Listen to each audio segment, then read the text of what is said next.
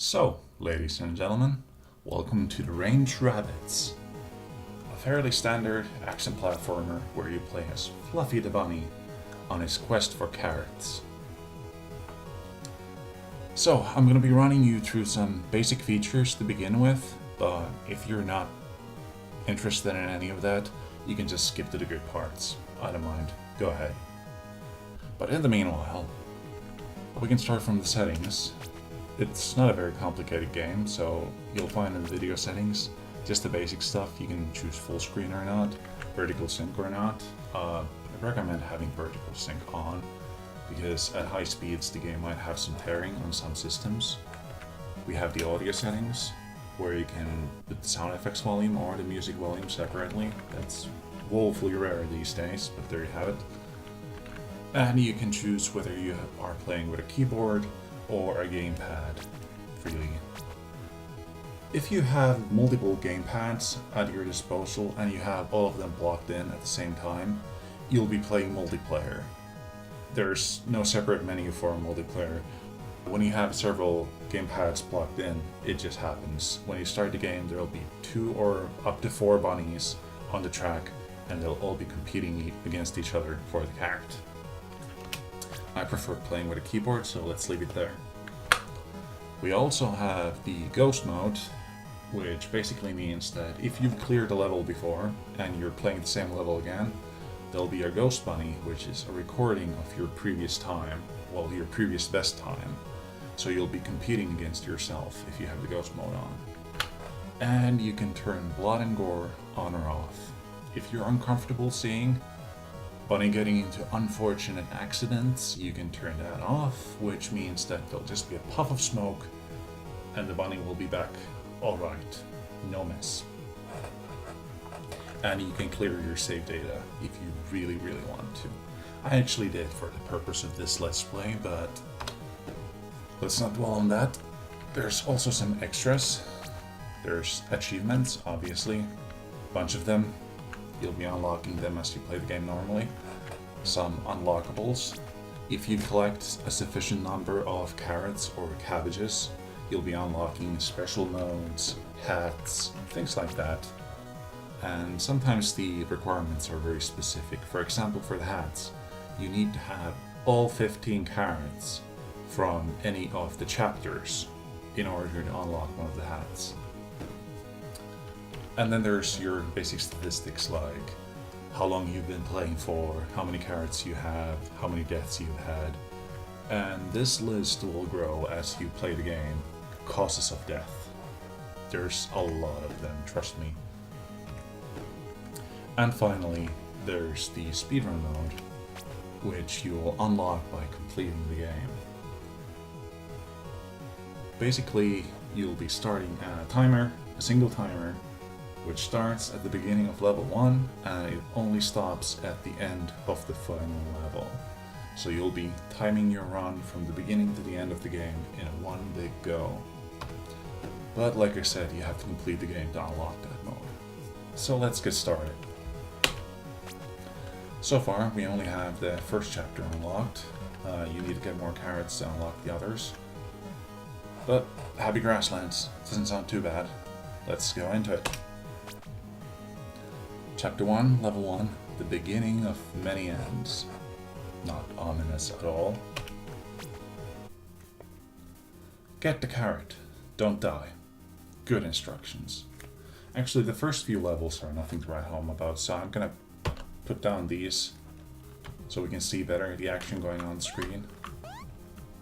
You can see that it's a fairly simple game. If you're playing with a keyboard, left and right for movement, up key for jumping, the longer you hold down up key, the higher you'll jump.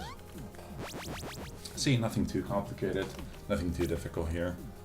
In a few levels, it'll be throwing some new obstacles, new traps that you'll have to be wary of. And every time you get a carrot, you get this shiny effect, nice music.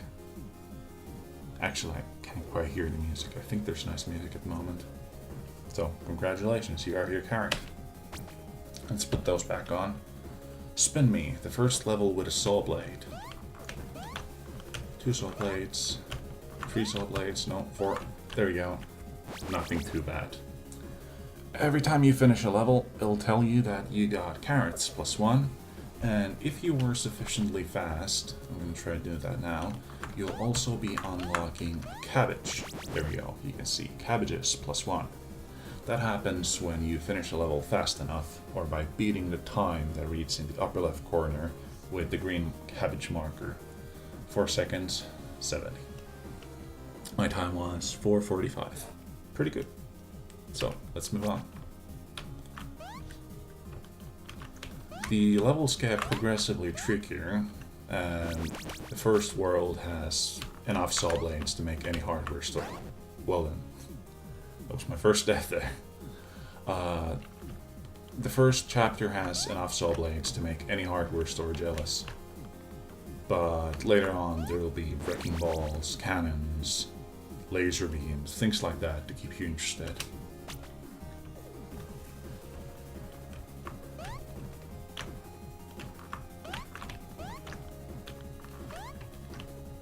There we go. And Bunny is still healthy and happy. Well, Bunny number 2 at least. Let's try to keep those gory accidents to a minimum here, shall we? Some levels will require good timing, other levels will require just pure luck.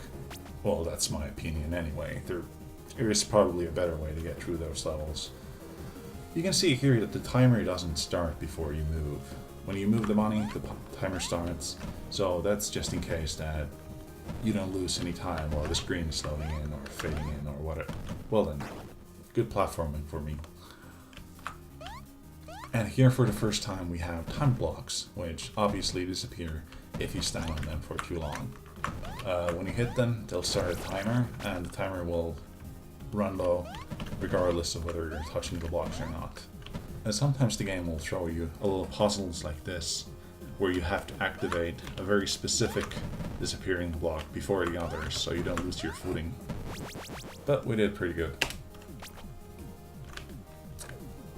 Level 12, we're getting very close to the finish.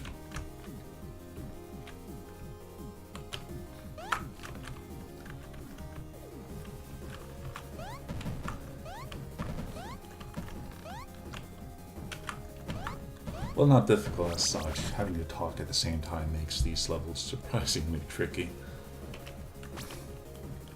There we go, jump platforms, which should be giving the bunny just enough boost to get over some of the obstacles. Sorry, that always makes me very anxious to fly across the spikes. Sometimes you'll have to be careful with any of the thingies they'll be giving you, like jump platforms, because they'll just hurl you straight into something sharp if you're not careful. Same as with normal jumps, if you hold down the up button, you'll be jumping higher from a jump pad than you normally would. And finally we have level 15 of chapter 1. 15th level of each chapter is a special level. In this case, Vomitron, which just rocks back and forth, disorientates you, makes it very difficult to aim your jumps, time your jumps, whatever. The thing with this is that since it rocks back and forth, you'll be fighting against your instinct to correct your trajectory mid-air, even though you don't necessarily need to. But let's try to get this through now. Bunny number, I don't even know how many times I've died by now. Bunny number something is gonna get the carrot. Come on, let's do it. You can do it, but well done. One more try. I don't want to be watching this rocking any more than you do. Don't tell me I'm gonna have to speed this up and make a montage of my deaths. Don't force me to do that. No! We got it! Achievement unlocked, Grassland King. For completing each of the chapters, you'll be getting an achievement, and you'll be getting a nice little reward animation.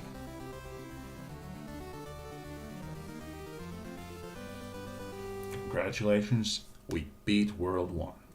Or Chapter 1, or whatever. So, there we go. That was Happy Grasslands.